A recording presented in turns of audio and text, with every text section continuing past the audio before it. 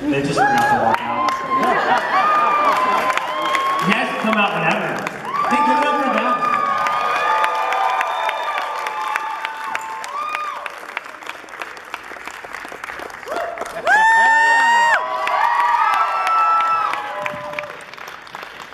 Greetings, everyone.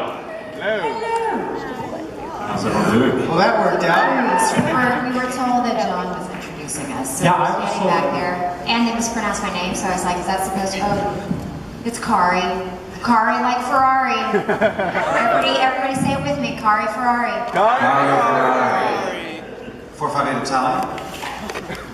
That's the model Ferrari I like, the 458 Italian. Welcome everyone to the most ironically titled panel, 30 years of Final Fantasy, not so final.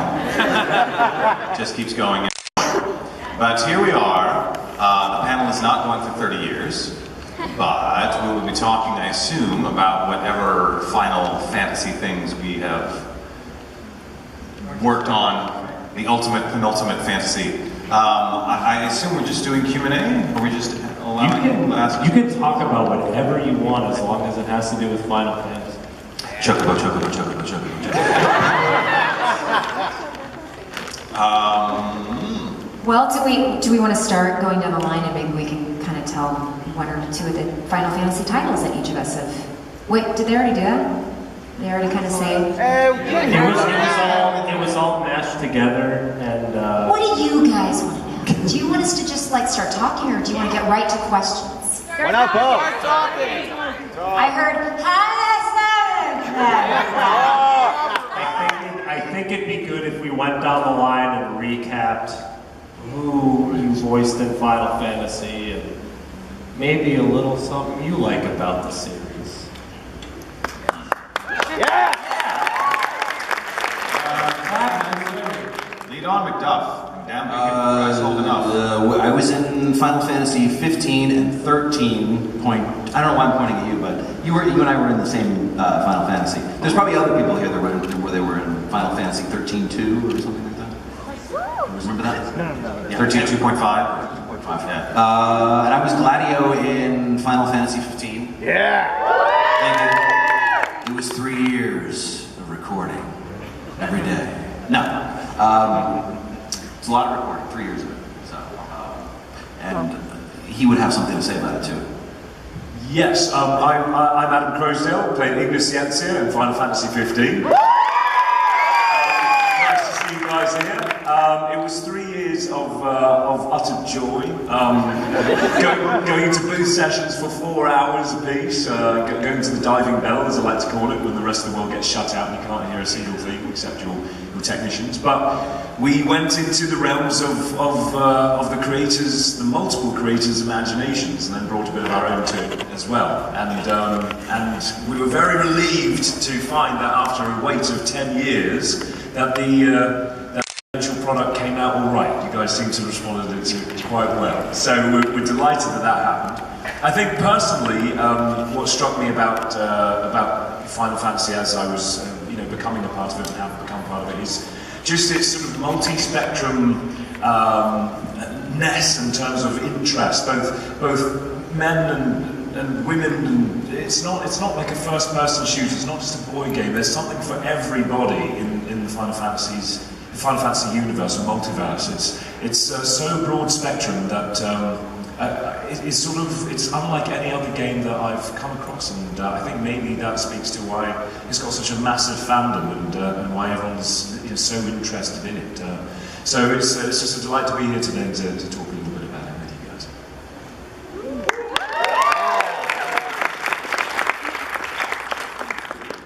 Well, I've been told I'm next in line. I've done maybe 5 or 6 of the Final Fantasy games. Most recently I was Aranea in Final Fantasy 15. She's pretty cool. I was Ash in Final Fantasy 12. Let's see, Shelk in Final Fantasy Dirge of Cerberus. And then the relaunch one, the World of Final Fantasy one or whatever that they just did, I think last year, I did Shelk again. And Ovalia in tactical optics or something. I'm sorry, you guys might know. Tactics, I think. Something op tactics. I'm sorry. Now I just sound like a jerk. But that one. And yeah, and then did a little bit of Walla and stuff on the number 13. So yeah, so it's been, every time I get a chance to do something with this franchise, it's always like such a treat because it's its own world and the fans are obviously amazing. So I get kind of giddy whenever I get to do another character in it. So it's been a nice ride.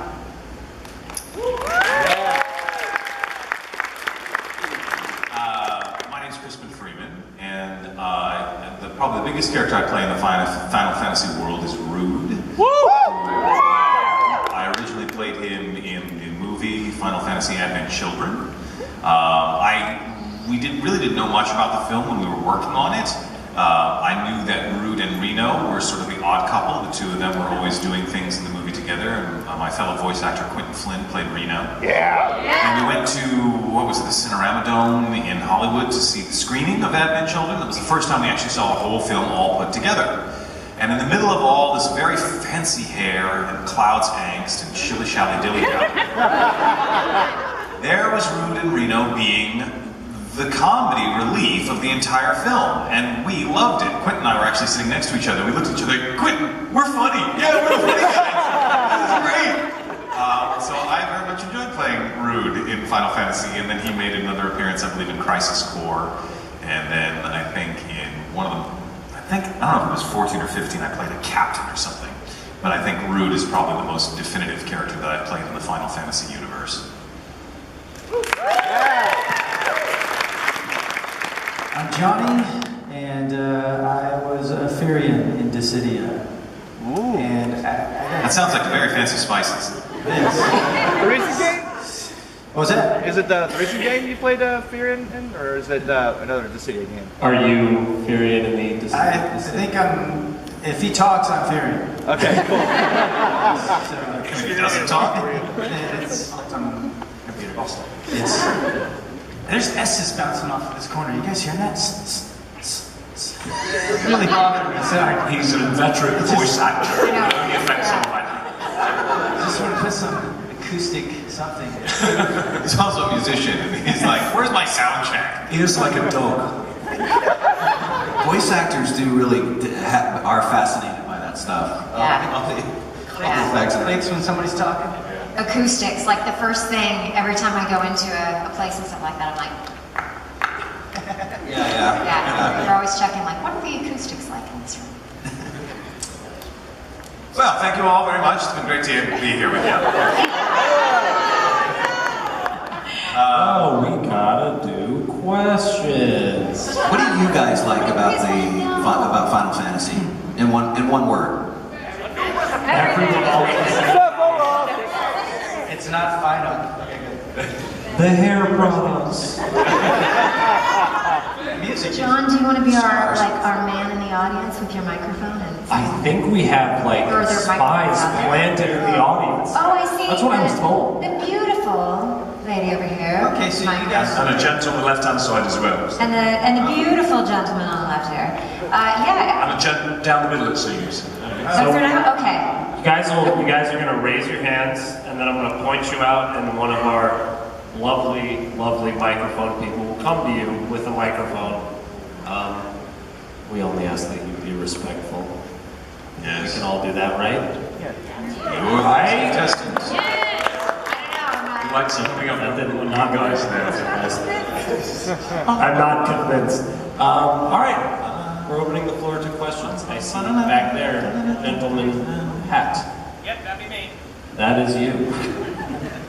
Okay, this question is for Adam Croasdell. Hi. Did you ever anticipate that line would become so memorable? I had absolutely no idea that it could even be possible that it would be that memorable. I didn't even know it was a thing. The line, for those that don't know, it's something that English says, and he says it a few times during the game. But he's a chef. He cooks, he prepares the food for all the lads. Hence the name Without Flame. Yes, exactly. Yeah, English.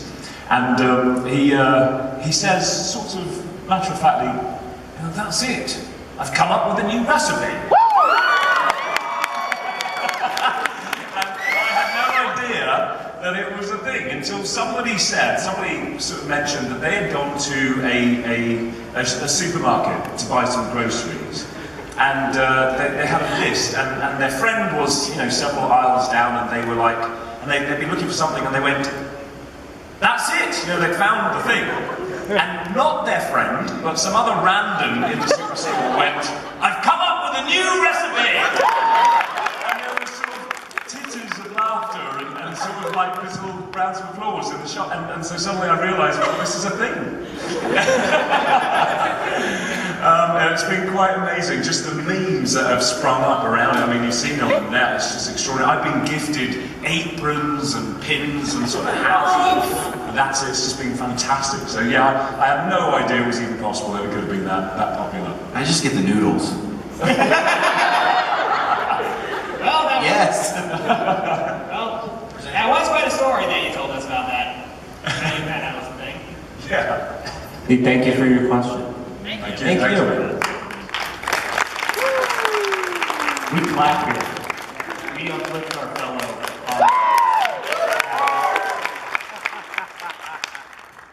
All right. Over here. Over here. So, which characters have you had the most fun playing? Not just Final Fantasy, but like across your voice acting career. Which are the most fun characters for you? Who are you asking, all of us? We can go down the line. Sure. Go first. Okay. All right. Favorite characters. So which child is my favorite? Let's see. That's tough. I have a few. I'll give you a handful. Let's see. Lelouch, Kiba from Wolf's Rain, Ichigo from Bleach, Izaya from Dead Out of Heaven. Hate that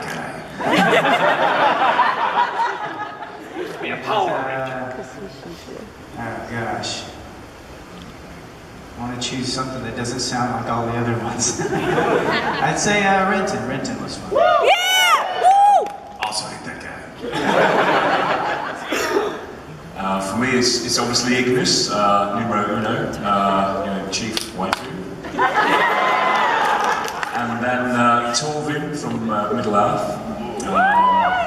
And then I think lately, just recently, very excited just because I'm such a fanboy about it, but both Alfred and Nightwing from Batman Ninja.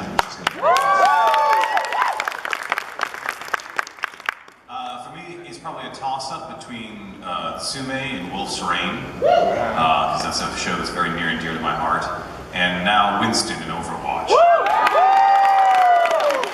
I'm very fond of the Winston. Man, I always feel like Johnny does as far as it feels like you're picking between your children. It's really hard to pick. I think Haruko from FLCO is kind of one of my sentimental favorites because she was my very first. She was my first. And Did you like it? it was difficult and I was a little scared. And I loved Fu and Samurai Champloo so much. Video game wise, I mean, I did love Ash in number 12, and I didn't think anything could top that. And then Aranea comes in and she's like, "Hey, pretty boy," and I'm like, "Oh, I love this one." So. You didn't like playing Condoleezza Rice? We met on a Comedy Central show called Little Bush. And Crickets. Crickets.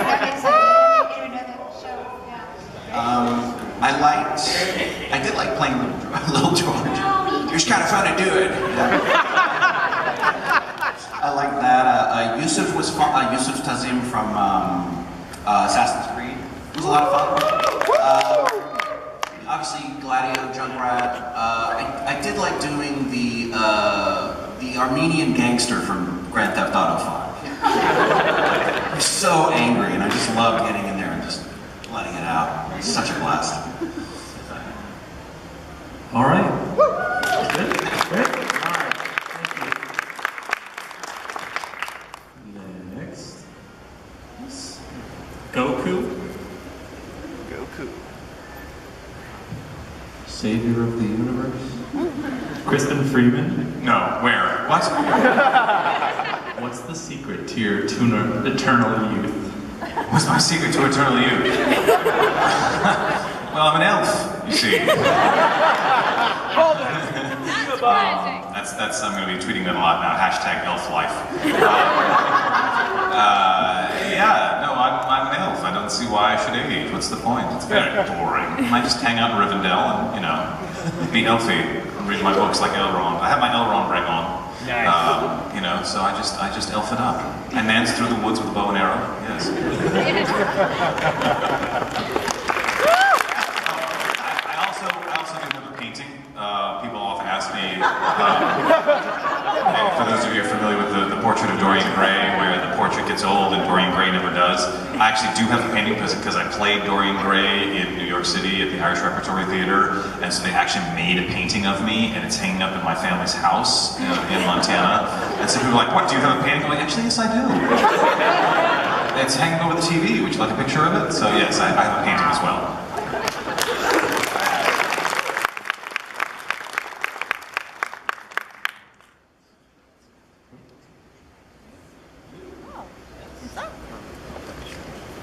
Understand? Yeah, you. This is for everyone except for Adam, because I asked it at KukoCon, so. I'm just going to sit back on this one. Well, you can answer it if you want to still, but. Everyone here hasn't heard his answer. Yeah. All right, so I asked him if he was familiar with the Final Fantasy soundtracks, any of them. And if so, what is your favorite track? That's a great question. I can't say I can't say that I have a favorite track. I just know that the music scores in general are so beautiful. It's one of the things I think that makes this franchise so special is that the sound of it is so cinematic. So I don't have a favorite track, but just overall the music is always very moving. I'll be honest, I don't really know the Final Fantasy music that well. I've seen a lot of anime music videos where they take the Final Fantasy footage and score it to other music. Oh, Linkin Park. What? Linkin Park. Yeah.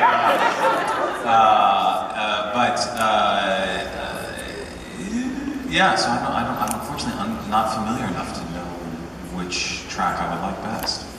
I've never sat down and, you know, plunk down 80 hours of gameplay to try to figure out which is my favorite. And that's only one game, right? I mean, each one is like 80 to 150 hours of gameplay. Wow. That's true, but I've got other things to do, you know? Dwarves have a strange notion of perfection, and we elves don't play that. There is a shortcut which you guys might or might not know about. It's an event called Distant Worlds, where they do all the music. Has anybody been to that? It's phenomenal. I went to my first one in Toronto just recently, and I think it was about 2.5, possibly 3 hours. But the place was packed to the rafters full of fans. I mean, really, the place was sold out, and it was the most wonderful evening of music, and with you know, a lot of it being projected up onto the back as it got played. Wonderful stuff there. Yeah, a good evening out. Yay. I don't really know any of them. There's one though that at every single con, if there's a piano out in the hall somewhere, some dude is gonna play it. And but I recognize it actually beforehand. They played through a few songs, and I was like, hey, this is Final Fantasy music, right? You know, but I don't really know any of the music other than that one because, well, my drummer played it all the time too on the piano, and it kind of annoyed me. But I'm sure it's good. Your former drummer? Former drummer, yes. Just gonna take a shot of water here from my dentist cup. Now spit. So questions? Yes, you got cues. Oh, come on, raise your hands. So Did we have Chris? The correct answer to that question, by the way, for all of you guys, next time we get asked that at a con, is One-Winged Angel. One-Winged Angel. Yeah, it's Sephiroth. Eyes on me, Final Fantasy VIII. What was that? Eyes on me from Final Fantasy VIII. Oh, that's a good, like, 10th place right there, yeah. Because, I mean, Dancing Mad is way ahead of that. So, you know, and to Xanarkin, but, so. Alright, so, next question before I get crucified. Did we hear from Chris, though, about what his favorite soundtrack is? I don't think we heard from Chris. What was that? I don't think we heard from Chris about what his favorite soundtrack was. Yeah, he whispered in my ear and he said, can you tell them One-Winged Angel? Oh, okay. He's like, I just don't want to upset anyone who likes 6 more than 7. And I was like, yeah, I could do that, Chris. Yeah. Okay. He likes the one-legged Junkrat song.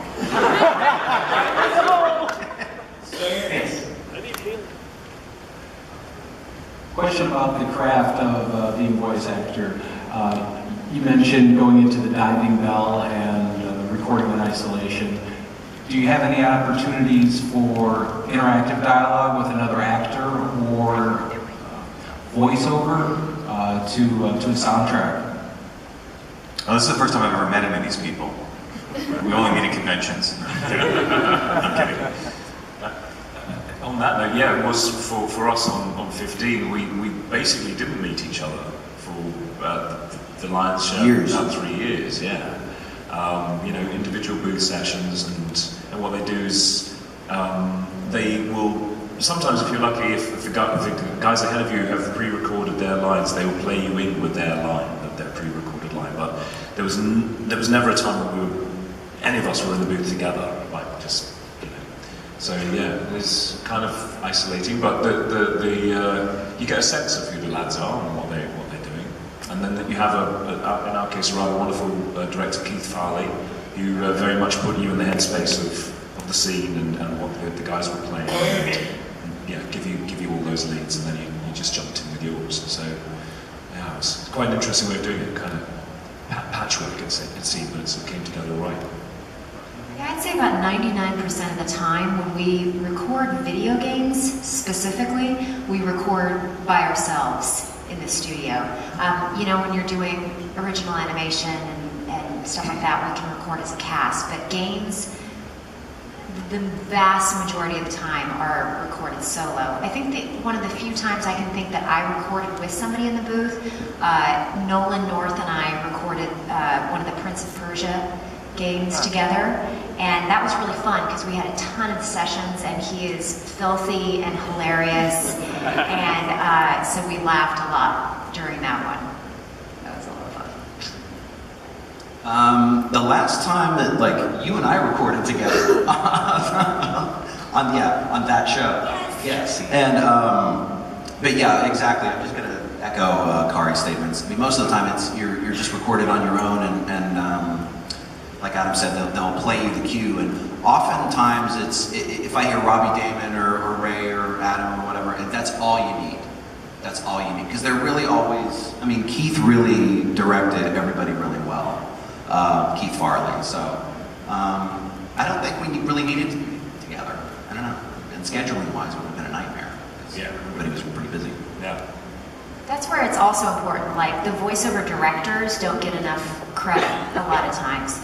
Because if you've got a really good director like Keith, that's keeping the whole ship on course, you know, because he gives you you're bouncing around and recording things all out of order, and you really want somebody who knows the game inside and out and can say, okay, this is emotionally where you're at in this scene, this is what's happened, you know, in the 6 levels before this.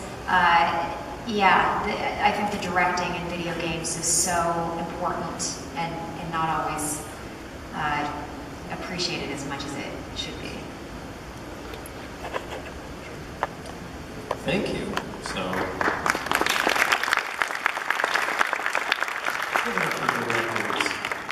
yeah. All right, right here.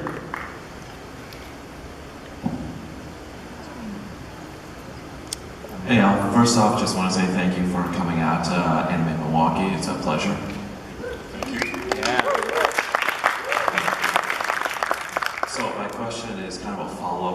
previous one, if given the opportunity, be it in a group voice cast or live action, is there any particular actor or actress you would like to work alongside with to kind of bounce back and forth with? No. I think, to me, most VO actors that I know are like class clowns.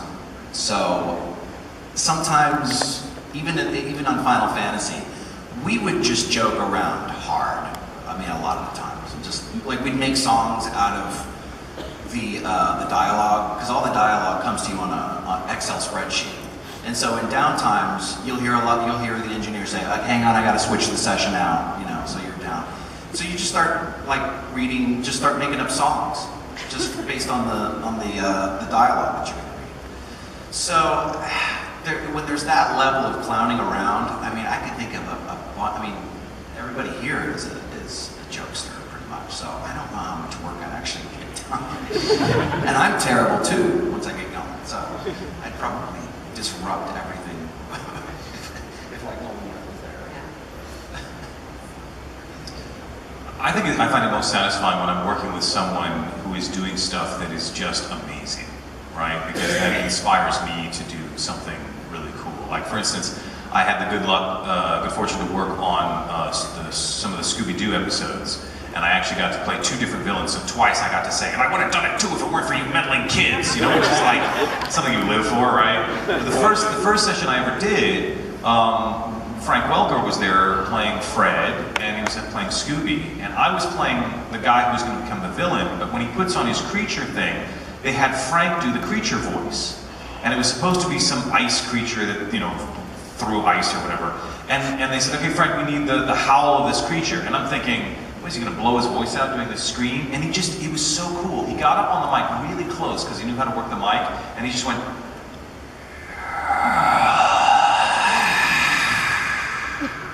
and I was like, "You badass." That is so cool.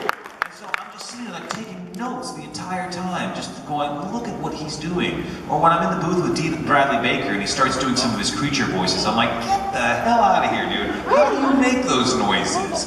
You know, so that's usually what's most inspiring to me, is to be around people who are just killing it. And being like, okay, gonna go home and practice that. Thank you very much. Give it homework.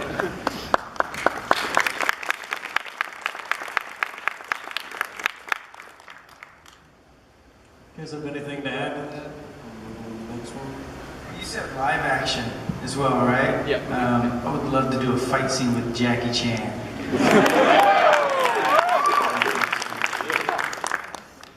No wires. No wires.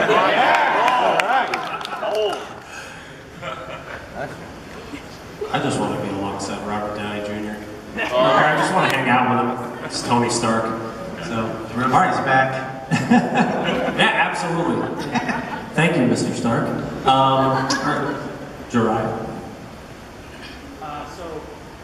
My question is just, so a lot of you have done anime and video game voices. I was just wondering, do you have a different mindset when you go into a video game recording booth versus when you go into recording booth for anime? For those who didn't hear, he was asking, do we have a different mindset when we go into work on an anime show versus when we go into work on a video game? Is that correct? Yeah. Bueller? Anyone? Anyone? Well, typically, games you're most likely gonna end up screaming and shouting and potentially blowing your voice out. So those, like, whenever I'm working on a game, I'll try to see how many sessions I have and how we can space out those screams or shouts or death, whatever noises, throughout each session, so that I don't burn out. But anime-wise, I don't even think about it really. I think for me the main difference is that usually with anime, chances are I can get my hands on the show to watch it beforehand, which I really like to do so I can have context for what's going on. Because unless I'm playing a main character that is always talking in every scene, we're going to be jumping from scene to scene when I have to do something. And it would be nice to know what happened in between when I come back, so I know what's going on in the story. So I'm able to do a lot more research when it comes to anime. With a video game, I am often flying completely blind. I have no idea what's coming up or what's going, and so I'm having to do a lot more on my feet, sort of detective work to try to figure out what's going on. And I have to be a lot more proactive about asking questions and making sure I know where we're going and what's going on, because the video game world is intensely secretive, and they don't want to share a lot of that information, even once you're in the booth, which I always find a little odd. So it's a different, there's a sort of different atmosphere when you're recording in an anime, where the show has usually been out, people know what's going on, they're just waiting for the dub to be made, as opposed to a video game where it's all on lockdown. And it really is on lockdown. I mean, people have asked me about the episode English DLC, and time to prepare for that. Well, the answer is no. There's no time to prepare for that, because you arrive and they hand you the sides, your lines, and then you're called on to sort of deliver then and there. So it's very immediate, all of that, and it very much does differ to the way you prepare for I suppose anime and obviously on camera, and obviously theatre, the grandest example of preparation time. But yeah, it's the antithesis, the absolute antithesis. You have to jump in and be very immediate and do your best. I think it just depends on the role. I mean, like if you're doing something where you're kind of screaming like Junkrat, you obviously have to pace yourself and maybe bring a few extra cups of coffee or something. And then when you read commercials, you tend to, I don't know, it's about getting the right pace of it. And certainly promos is like a speed thing. It's like a speed reading job, almost never fast enough. But I think really you just have to think about the role that you're going to play in every project that you do, and really think about what it entails. Like Gladio wasn't a big deal because I don't want to say not a big deal. It was a great thing, but 3 years of talking in a really low voice like this most of the time. I mean, it's going to be fine. So it's really just about, I think, the character and the actual role that you're going to play for the script that you have in front of you.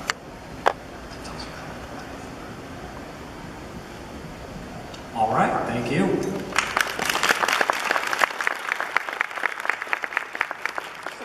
Over here. Right there. Yes, you. Hi, I'm a huge fan of all your work, but I just have a question. What are some of your least favorite roles you've done, or least favorite voice acting jobs you've taken?